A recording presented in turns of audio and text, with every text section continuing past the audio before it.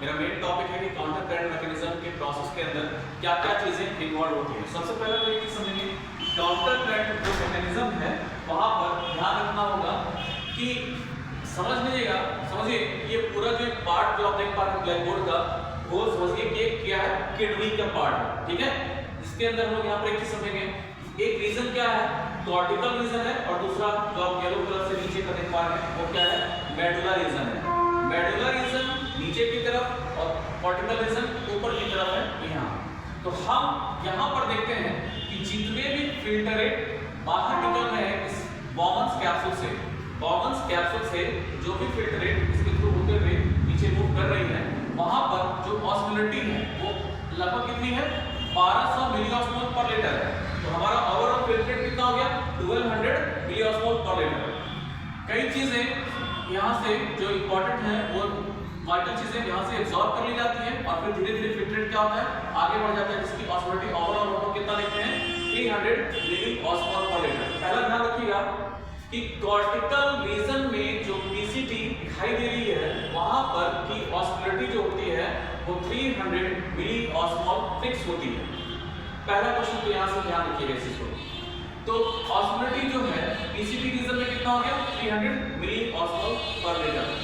एक चीज ध्यान रखिएगा यहाँ पर कि जैसे जैसे हम लोग नीचे की तरफ मेडुला रीजन में जाते हैं, deeper to the medulla, concentration क्या होता है, ऑस्मोलिटी क्या होती है, बढ़ती चली जाती है। आप एक चीज और भी ध्यान रखिए, इस ऑस्मोलिटी को मेंटेन करने के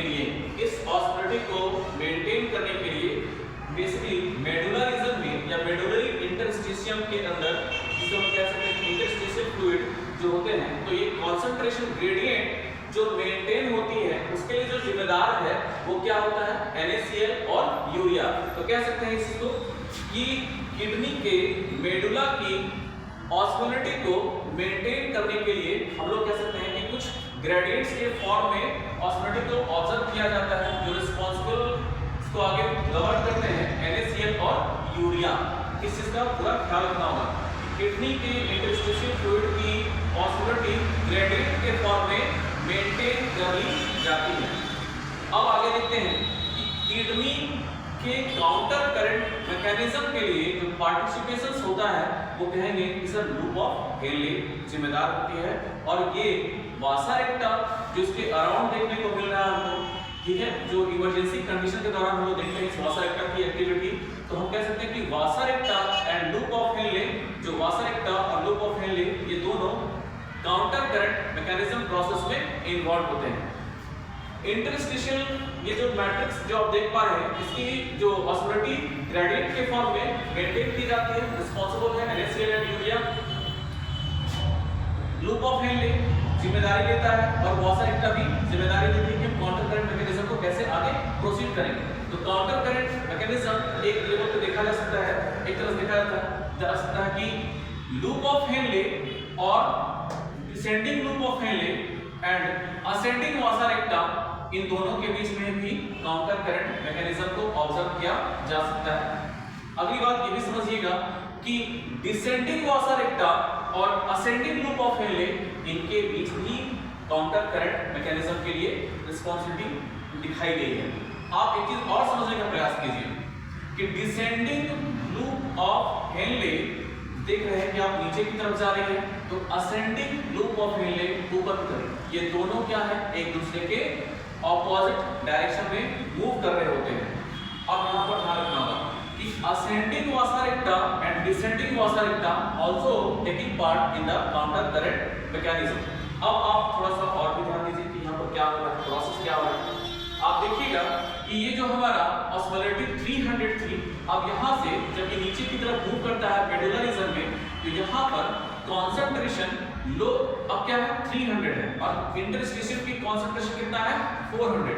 तो यहाँ पर लो कॉन्सेंट्रेशन से हाई कॉन्सेंट्रेशन की तरफ मूवमेंट होगा वाटर का। तो आप देखिए यहाँ पर क्या हो गया कि ये वाटर बाहर निकल रहे हैं, और यहाँ पर देखते हैं ये तब तक बाहर निकलता रहेगा जब तक कि आपके मेडुलरी ऑस्मोलिटी के बराबर इस लूप ऑफ हेनले की ऑस्मोलिटी मेंटेन ना की जाए। तो आप देखेंगे क्या 300 अब ये नीचे की तरफ आया तो अपने आप को क्या किया 400 फॉस्फेटिक मेंटेन किया।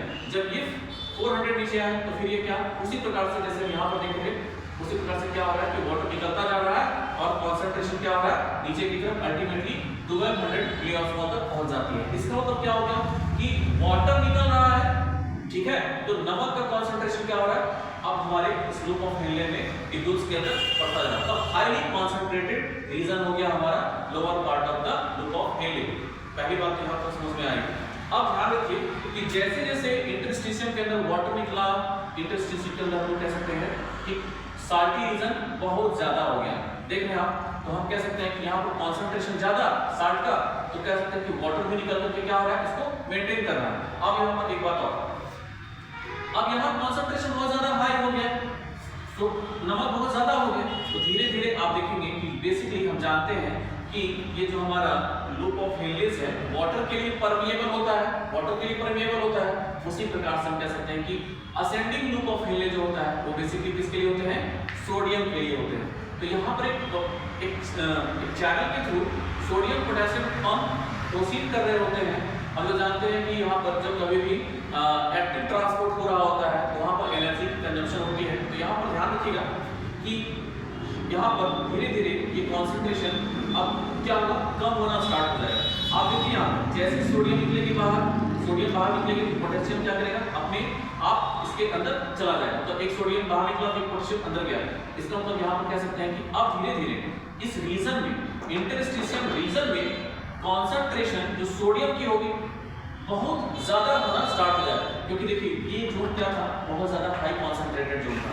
अब हाई कॉन्सेंट्रेटेड जोन होने की वजह से